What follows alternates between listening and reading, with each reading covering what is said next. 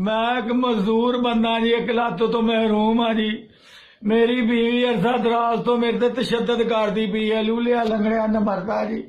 ਇਹਦੇ ਨਜਾਇਜ਼ ਸੰਬੰਧ ਨੇ ਜੀ ਕਿਸੇ ਨਾਲ। ਮੈਨੂੰ ਆਂਦੀ ਤੂੰ ਮਰਿਆ ਤੇ ਮੈਨੂੰ ਤਲਾਕ ਦੇ ਦੇ ਜੀ, ਇੰਨਾ ਮੈਨੂੰ ਮਾਰਦੀ ਹੈ ਜੀ।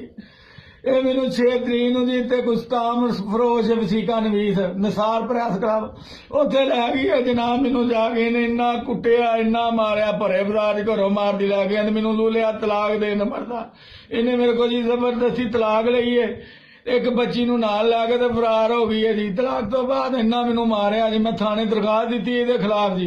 थाने में मेरे जरे जख्म ने तो हॉस्पिटलों मैनू उन्होंने दी रिपोर्ट दे के ते नस गई है जी थाने। अगों मैनू धमकियां लांदी है जी, मैं तेनू भी चुका देना, लूलिया मैं तेनू कतल करा देना, तेरी लत्त भी वड्ढ देनी है। जनाब वज़ीर पंजाब उस्मान मुज़दार साहब मैनू साफ किया जाए। मेरे बच्चे गवाह करके लै गई, आंदी मैं तेरे बच्चे भी लै जाने ने चुक के।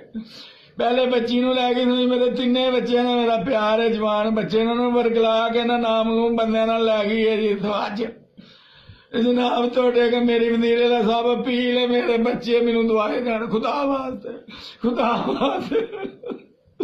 मेरी वज़ीर इमरान खान साहब अगे भी अपील है, मेरे बच्चे